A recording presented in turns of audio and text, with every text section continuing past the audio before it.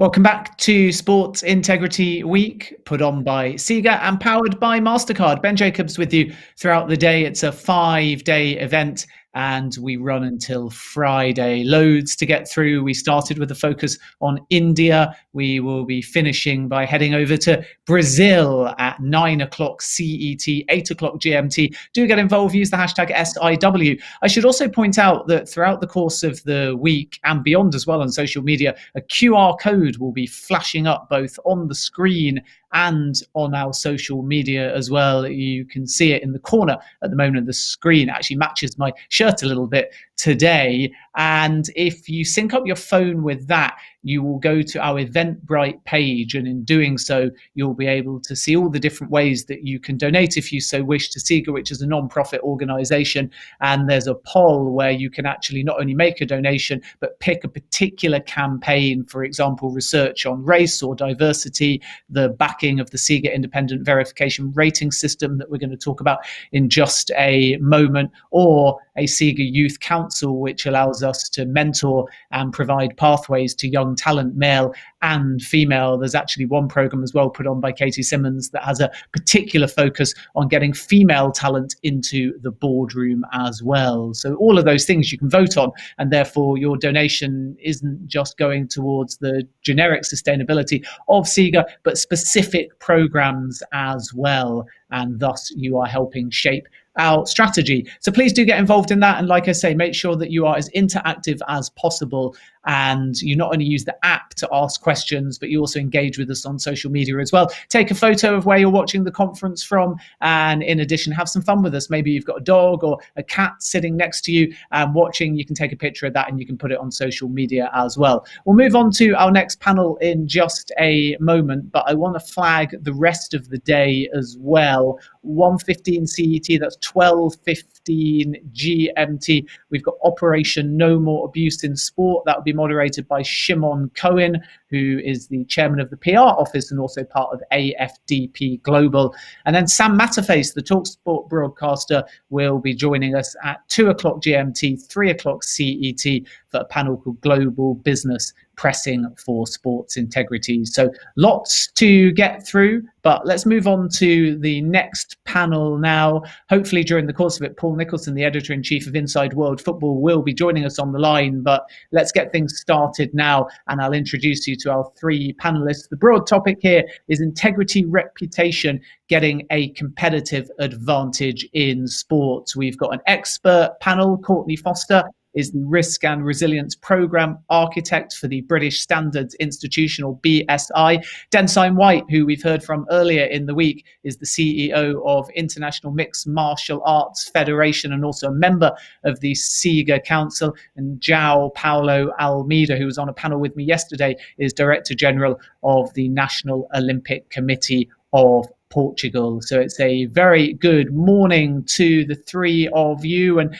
Courtney, if I could come to you first, what we're trying to zoom in on here for the next 45 minutes or so is integrity reputation and how stopping corruption can not only bolster your integrity, but provide a competitive advantage in sport. Because if you're fighting less corruption, there's less cost, there's less red tape, and ultimately that transparency and integrity leads to a better sport and also provides trust within the market as well. So those engaging with sport, those sponsoring sport, those watching sport can all trust it. So you simply get a better product. And within the context of that introduction, we of course have the SIGA independent verification system.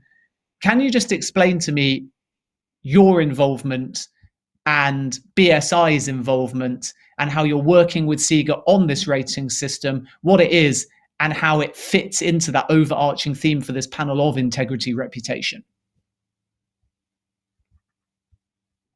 Be with you today. Again, Courtney Foster, and I work with BSI, British Standards Institution. And we've been partnering with SIGA now for about 18 months to help facilitate the SERVS program. That's a sports integrity and rating verification system. And we have obviously reviewed the three core standards, universal standards underneath the SERVS program, which are sports betting integrity, good governance, and financial integrity, the three main standards underneath the SERVS program, to ensure that they represent the best practice of the sector as well as various industry sectors, and also can truly be auditable so that you as sports organizations have a mechanism to have a third-party validation to the governance, the financial integrity, and the sports betting integrity programs that you have developed within your own organizations. And the SERVS program is really designed to help you as sports organizations validate and gain consumer confidence and stakeholder confidence in the integrity and governance programs you have put in place to prevent some of the natural side effects such as corruption or other things that surface in the sports industry. So we've been working with SIGA to not only update the standards in line with best practice to make them auditable, but also we are the partner to help facilitate the actual audit exercise with the sports organizations themselves. So we're now at the stage where we've finalized the three universal standards and are ready to launch the pilot program for SERVS. And we're looking for some volunteer sports organizations to be the first to market to achieve a SERVS rating. The SERVS rating is a gold, silver, bronze type of rating that an organization can achieve different levels of integrity or governance proof. Again, the purpose of standards is really to enhance the consumer protection and confidence, and it's also a means of demonstrating compliance to regulation.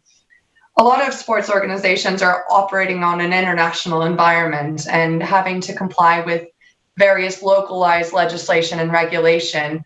And I think what SIGA has tried to do is to develop these global, universal, internationally applicable standards so that all sports organizations can look to achieve an overarching governance model in line with best practice to help prove to investors, to shareholders, as well as other external NGO or at the end of the day, the fans, that they have put in place the right governance and integrity practices within their business. So hopefully that summarizes the goal and purpose of the SERVS program, and also the added benefits I think that can come from achieving a SERVS rating as a part of this assessment and certification program. Courtney, thank you for those opening remarks and that introduction and really clear and concise summary of what the SIGA Independence Verification System, when it launches, will entail. Densyne, if I can turn to you next, having listened to that, why is this measurement, these ratings of integrity, important? Because I sense that sport at times is naturally quite reactive as regards to combating integrity, because in the past we've allowed malpractice, corruption, match fixing and so on to happen, and then afterwards measures have had to be put in place to combat it. And it seems to me that as we look to try and tangibly measure what constitutes good integrity, what would help is to be a bit more proactive and to have specific and universal standards that sports federations, clubs and individuals should aspire to, because then we can start stopping integrity before it happens rather than reacting to integrity after it happens. Yeah, I mean, absolutely. I think sport, as international sport anyway, has kind of been working in its own kind of vacuum for many, many years and decades, actually, and has been left basically to police themselves, which hasn't worked out very well. And I think a lot of people might have expected with a monolithic organization such as the International Olympic Committee and others like the Global Association of International Sports Federations that better regulation of the sports international federations would have happened. But unfortunately, from all the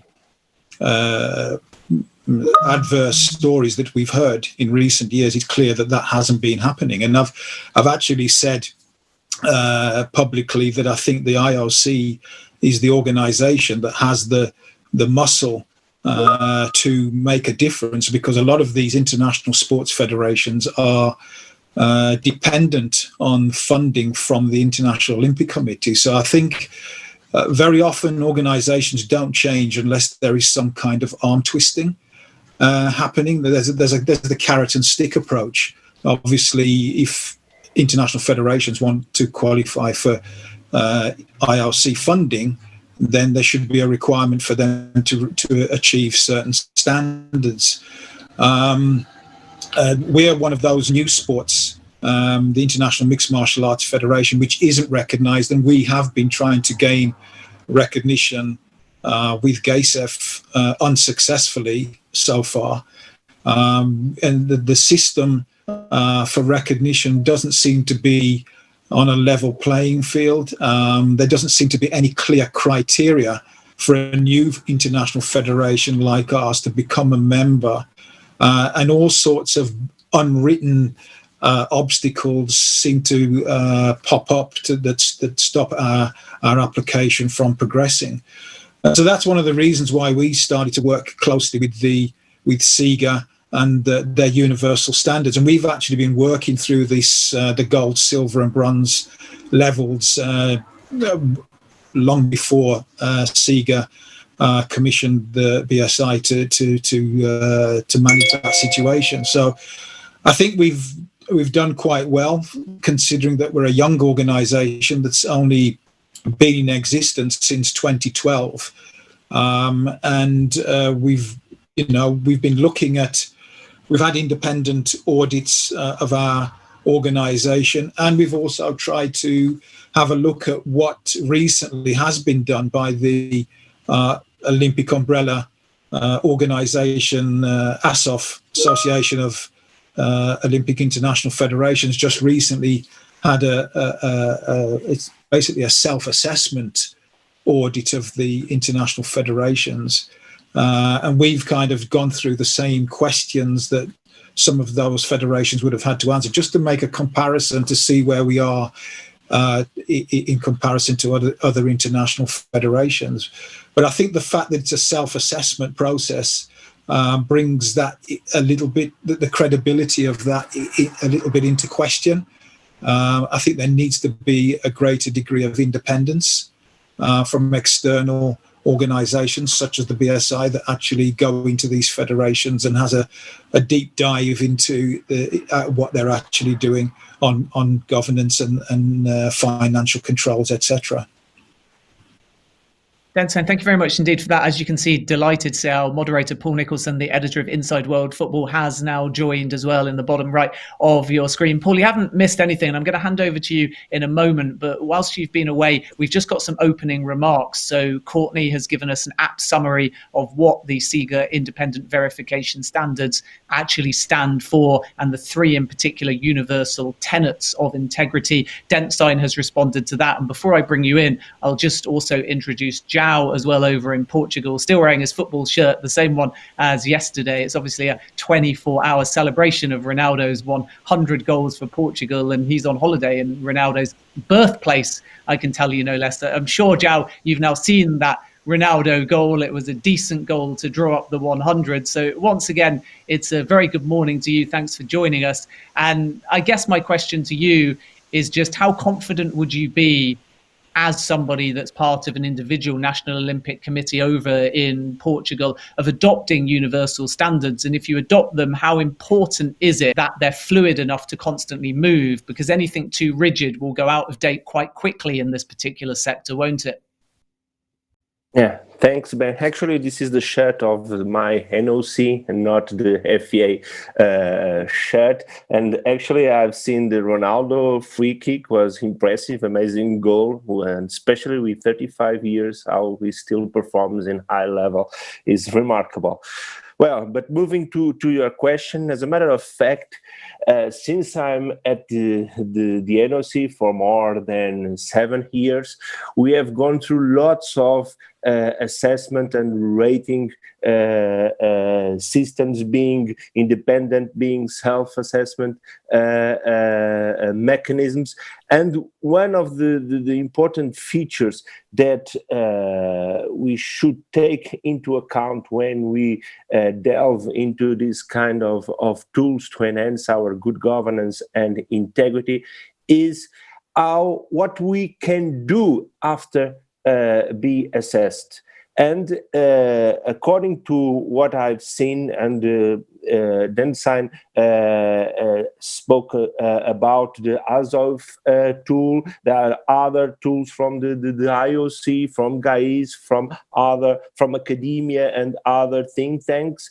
The matter is how you move to enhance the standards that you need to improve. And this is not a checklist, and you cannot do that in a kind of one size fits all approach. You need to look to the organization that you are dealing with. For instance, my NOC is quite different from the Federation of DenSign, and the DenSign's federation is different from a high-level federation with lots of means and resources. You need to come up with a kind of a customized action plan design hand in hand with the sport governing body that you are working with. Because if not, you just have a kind of a map without a direction of travel and a roadmap and the engagement from the organization to move ahead. And in my opinion, that's the reason why most of these assessment tools failed. And I remember a couple of them who have put lots of federations in high places, and a couple of months after, some huge scandals and integrity issues have broken. So it's really, really important to take into account what you can do after being assessed. And that's the main flaw, in my opinion, that the vast majority of assessment tools have. And in my opinion, and as DenSign said, we have worked hand in hand with SIGA to draft the standards and then to adapt to be assessed according to the BSI guidelines. Is this operational aspect? And this is quite important, because this cannot be just a checklist that rates you with bronze, silver, and gold. It's not enough if you want really pave the way and move to really reform your shortcomings and the issues that are more important to your organization is integrity in safe harbor. Joe, thank you for those opening remarks. So now all the panelists have been introduced, and I'm delighted to hand you over to Paul Nicholson, the editor-in-chief of Inside World Football. Keep your questions coming via the app. Use that hashtag SIW if you have just joined us. This is Integrity Reputation, getting a competitive advantage in sport. And Paul, it is a very good morning to you. Thank you, Ben. Thank you, Ben. Apologies, everyone, for my late arrival. I had a technology meltdown, but it's, as we all know, it's progress that's holding us back, not least in the world of sports integrity. I'm here as editor of Inside World Football, but I actually sit on the board as an independent director of European Rugby League, which is a professional sport. There are two codes in rugby that for people that don't know that. And I also go from that European board to the International Board of Rugby League, where I also, as a European representative, some of DenSign's comments around GAIF membership strike a chord with us in Rugby League. We are similarly trying to get through the GAIF membership, where we are hitting a slightly different roadblock to Denzin, and that while we are a second professional sport, a fully professional sport for our top leagues, we are next year hosting what will be the biggest sports event in the UK with the Rugby League World Cup. We have a very aggressive combatant in World Rugby who go out of their way to make sure we don't get any form of recognition. So we have a peculiar problem there, and a little bit of misrepresentation on the part of World Rugby, and probably we don't help ourselves as various times in terms of that battle. However, it is a major issue, and it's a major governance issue that actually GAFE themselves need to consider. However, we'll get further along that track eventually. The point about the serves for us in Rugby League is actually, yeah, we like the idea that we would be rated, very much like that idea. But more particularly, it's actually for our European membership, something that they are demanding. So we have a group of members, a few of whom are a bit uncomfortable with our general governance, and they've asked some very hard questions. We've been talking about an internal governance review. I think from the perspective of having something independent and absolutely not self-assessment, I agree with Joe and Denzin on that. Self-assessment just does not work. It just looks like cover-up.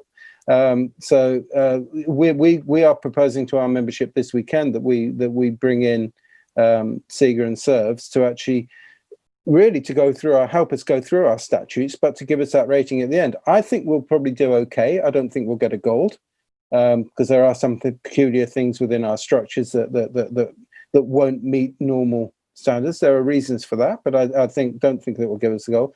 But I do think what it'll do is it'll help unify our membership and bring trust in the membership and the governance across the whole federation. So that was my beef on Rugby League. I promise not to bring it up again. I want to stay on the self-assessment question a little bit further and ask Joao, really, when he's dealing with his national federations, how receptive are your national governing bodies to greater integrity, and what can you do to push them to be closer to that? Thanks, Paul. That's a very, very interesting question. First of all, we don't have jurisdiction over our national federations, only when they are competing at the Olympic Games or other multi-sport event that we organize representing Portugal. So we need to come up and work with them in a more informal and not binding way. But we have some instruments that are important to better manage in order to move integrity issues up in their agenda. I will not cover you that integrity and good governance are not in the top of their agenda, because here in Portugal, sport governing bodies, their priority is to regulate and organize sport competitions.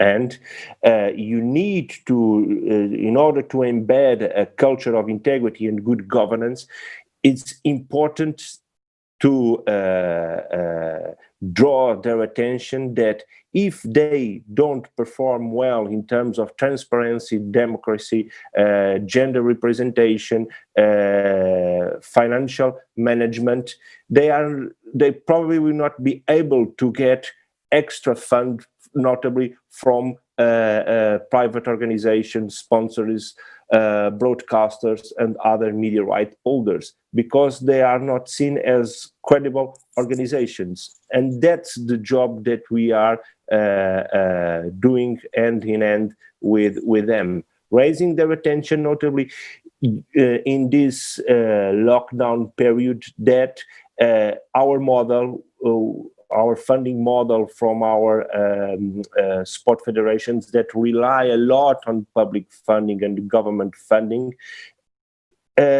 is coming to an end. Things are changing. And if you want to evolve and getting more money from private companies, you need to be trustworthy, you need to pass an image of impeccable reputation. And in order to do that, you need to be assessed, and more than that, you need to have a compromise and an engagement with your NOC and other stakeholders, notably with the government, that you have a roadmap with clear and tangible outcomes in terms of good governance and integrity to meet. Because if you don't do that,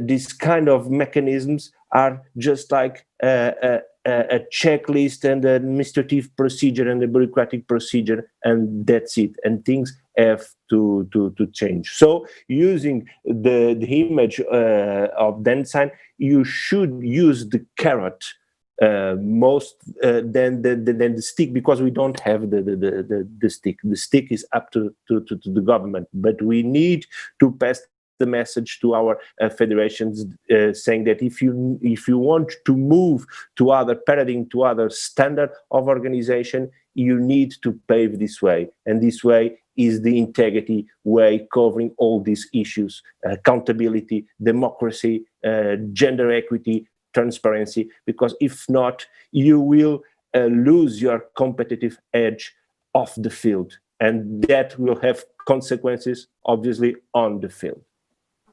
Yeah, that's a key point, isn't it? You can't sanction your federations. The only sanction really can come from the only one, frankly, that any federation, I say that being on the board of the federations I'm on, the only sanction you're really going to take notice of is actually a money one. So you can presumably you can influence that, but at the same time, do you go to your federations and can you say, look, we'll take this journey with you? I mean, we know what you need to do on this journey. It's a cultural thing for them, isn't it? I mean, they have to understand that there is an issue and they have to take this journey. I mean, can you help them along that journey, or have they got to do it on their own? No, actually, this is our main purpose. We work hand in hand with them to draft a roadmap and an action plan designed according to the specificities and the features of their organization and according to their will. If a federation has lots of low rating in several dimensions, we need to realize what are their priorities, and we design a roadmap with tangible outcomes and deadlines they have to meet, to work hand in hand with us. We are more a kind of supporters and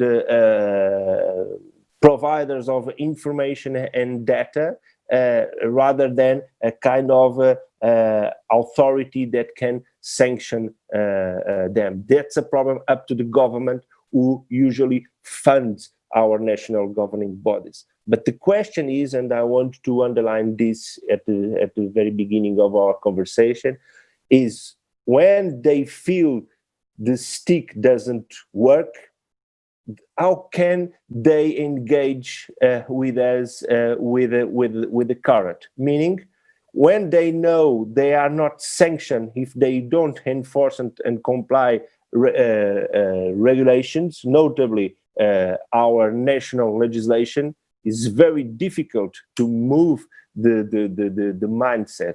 Only those federations who have new blood on the boardroom are willing to pave this way along with us. Yeah, interesting. New blood and new demands for a new world, definitely.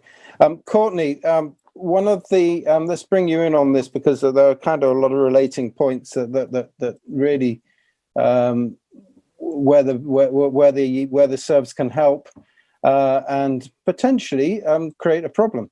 The worst kind of audit you can ever have, in my experience, is from the tax inspector, and that can be quite frightening. What makes your audit different? Yeah, good question. I've got a few comments, Paul, to the discussion that was just had. It was very interesting dialogue. The first comment I think I would make is around sanctioning and using that word sanctioning the SERVS program throughout your federations or leagues. And there are two different models we often deal with when a new scheme is launched to assess a certain risk area. Here we're talking about integrity and corruption as the risk area of focus.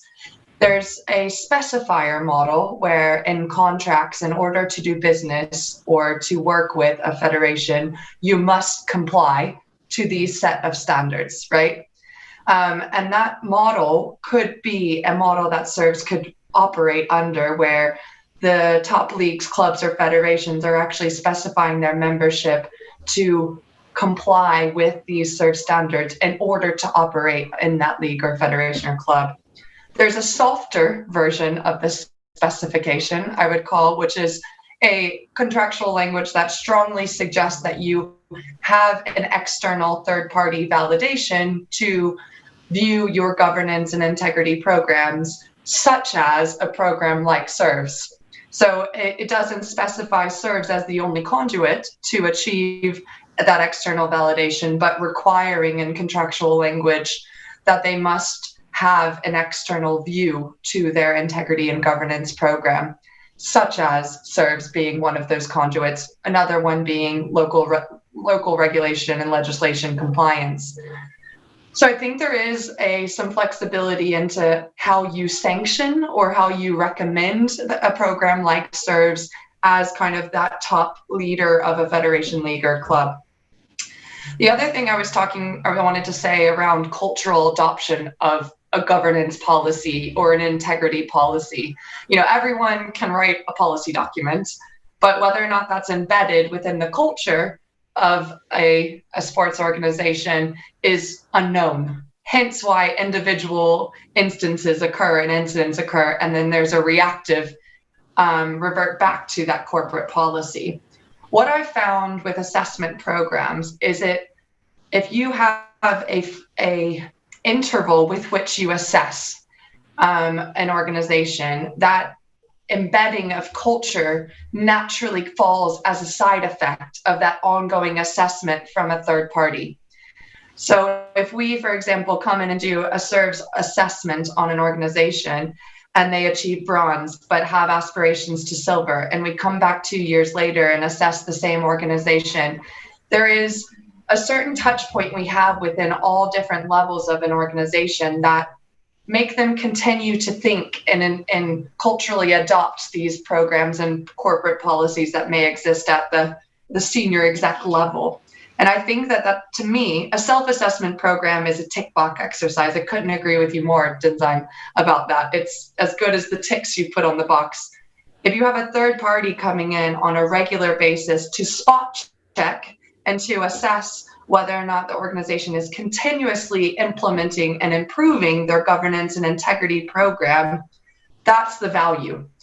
The other thing I would just say is, with the way that the SERVS standards are written now, you as a sports organization have the flexibility to implement that clause.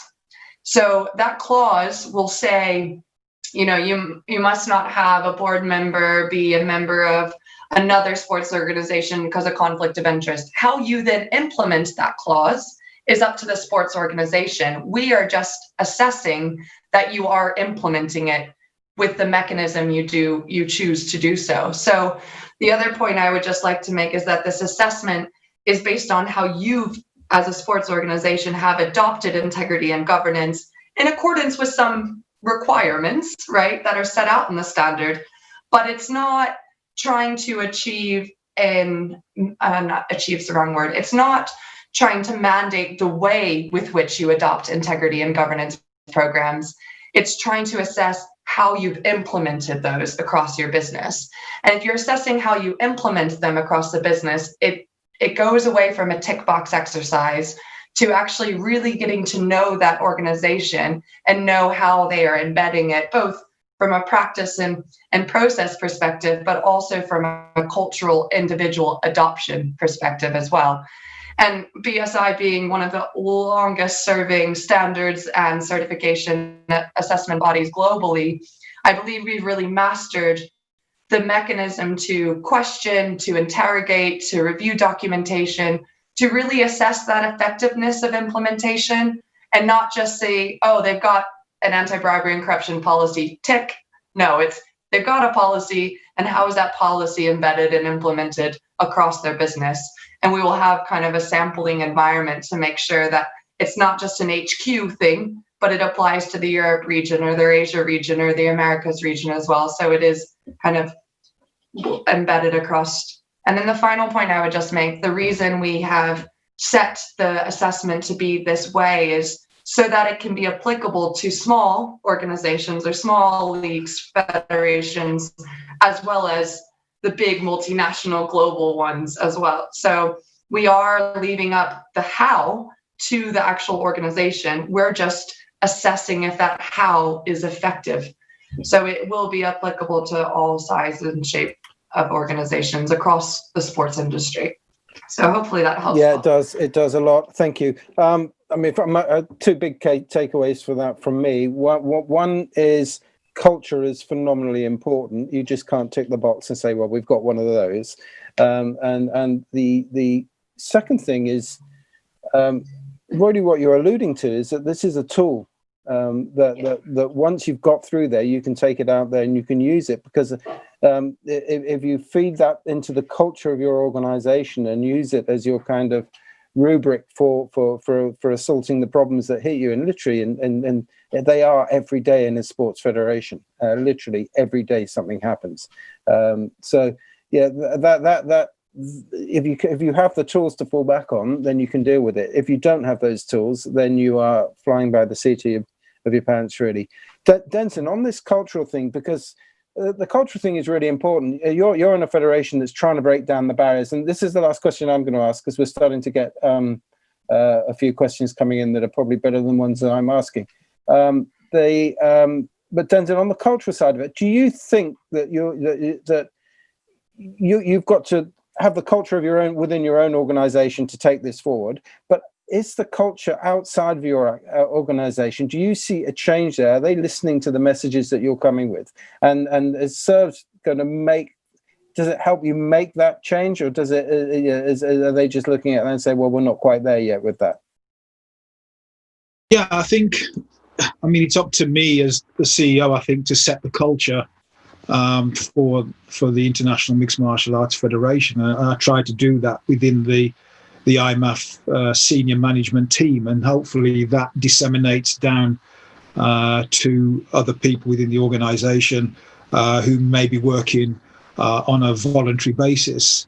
And we're trying to make sure that all of the things that we're putting in place at our level, at the higher level within IMMAF, is also being replicated or followed in the national federations. That's probably one of the biggest challenges I think we have, because a lot of these national federations have very few resources, and a lot of them are working on a voluntary basis.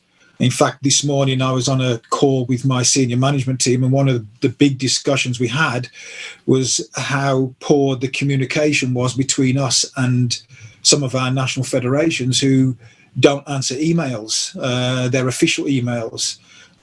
We set up a conference call like this one for European federations, and myself and my senior management team were the only ones on the call for about 20 minutes, and then one person from Croatia showed up. So, and I asked the question of our membership manager, well, what's happening? Why have so few people turning up for these calls? And she said, well, I don't know. I've written to everybody. I've sent all the information to their emails, and so they all should know about it. But I mean, what we recognize is that we can't rely on just communicating on one platform. Some people prefer to get a text message. Some people prefer to be communicated on WhatsApp, other people on Twitter. So we have to use all the communication platforms in order to reach people and give them the opportunity to communicate with us on those various platforms. And I think that is a process that needs to be developed, and really get the national federations to understand that communication is really important between ourselves and them. And we send out annual health check questionnaires to our federations as well, and the number of those that come back is very, very small compared to the number of member federations we have. I mean, we're presently at about 110 federations globally, and we probably get back about 20 of those health checks, which is, for me, is not a very good return. So we're constantly trying to find out, how well governed our national federations are, whether they're compliant with the IMAF statutes and the code of conduct. And we don't have the resources to police 110 federations. We can't go around and check them all. And make sure they're having general assemblies and they're having elections and they've got all these other policies in place that they should have. But the best that we can do, I think, is to keep chasing them, keep pushing them in that direction, keep delivering the courses, making sure that we're going to have something similar to this SIGA week. We're going to have an IMAF week in the middle of October, where we'll have a number of presentations in a number of governance areas, coaching, youth development, good governance, and so on. And hopefully we get a good attendance there, and we can start to have that better dialogue and that better communication with the national federations. But that is always going to be a work in progress. It doesn't happen overnight. We also need to get data from these national federations, because without the data, it's difficult to target where our resources need to go. What do they want? Where do they see the development needs are? Is it, we think the target should be youth development, but do they think it should be coach development or some other areas? So we do need to get that feedback from our national federation so that we can better use our resources to help them and to help to get that competitive edge for the sport moving forward. So it's a challenge, but it's something that we have to. I mean, communication is always that thing that organisations always get criticised for. I was chairman of British Judo for 12 years, and when I started, the member clubs used to get an A4 photocopied printout that was sent to them to the club secretary once every 3 months, just letting them know what the association was doing. And we changed that to a full colour magazine that every member got as part of their membership. We had all this online stuff going on, online coaching seminars, technical coaching weeks, and all sorts of different ways of communicating. We had regional officers that went out to clubs and made contact with them and helped them with setting up, child protection and safeguarding and first aid courses and all the rest of it. And yet, after doing all of that, the biggest complaint we still got was the lack of communication from the association. So, it doesn't matter how far you think you've gone, you still need to keep on striving to go further, to get that communication with your stakeholders and your partners. Yeah, never take it for granted that they know what's going on. And the other thing I've learned is that people don't read. You can send them as much information as you want. They just don't read it. Yeah, as a journalist, that's a particularly depressing comment. but you're right. I mean, from the rugby league perspective, I can echo a lot of what you just said there. Communication is what we get most criticised for, even when we're trying to communicate. The other issue we have is within that messaging that we send out with multiple language, it is quite often misinterpreted. So disruption's great. And we try and encourage a little bit of disruption. Question what we're doing, ask the questions, but destruction's not great. and destruction can become a problem, and particularly among your member Mhm. associations. So what we've found with quite a few of our member associations is that they're uncomfortable with what they have their own priorities. Every member association is slightly different.